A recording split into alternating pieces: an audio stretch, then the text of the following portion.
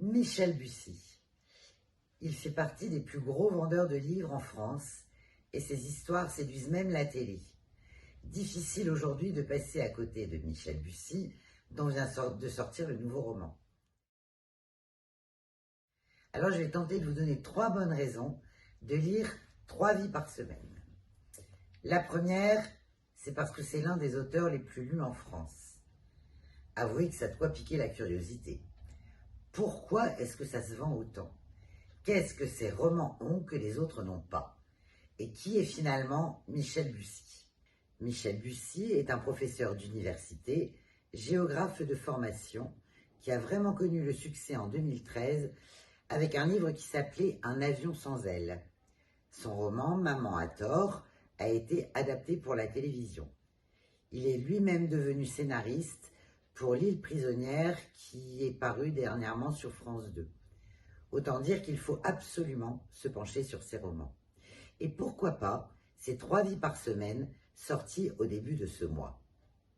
Parce que le point de départ est alléchant.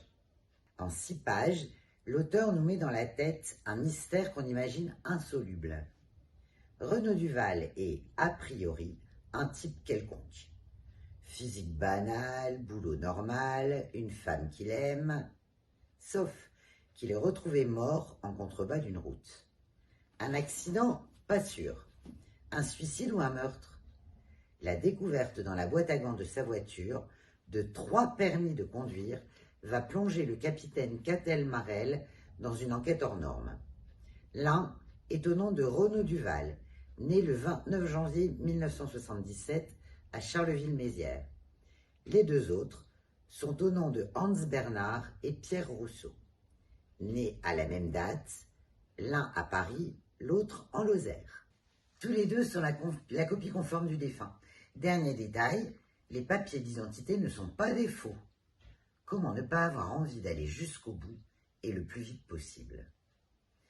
Troisièmement, parce que c'est bien foutu. Tous les éléments d'un bon polar sont là.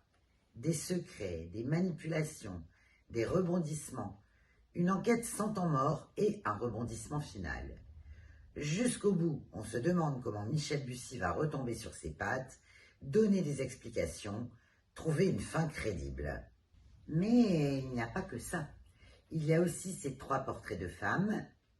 La douce Agnès, qui vivait 3 semaines par mois aux côtés de son mari Renaud. Vicky, la femme forte, et sa petite Lola, qui avait trouvé en Hans un papa, même si ce n'était que 5 jours par mois. Et puis, la jeune autiste, Eléa, pour qui Pierre, souvent absent, savait quand même être présent à sa façon. Ces 3 femmes, dont les histoires parallèles vont se rejoindre, donnent de la chair à ce polar addictif.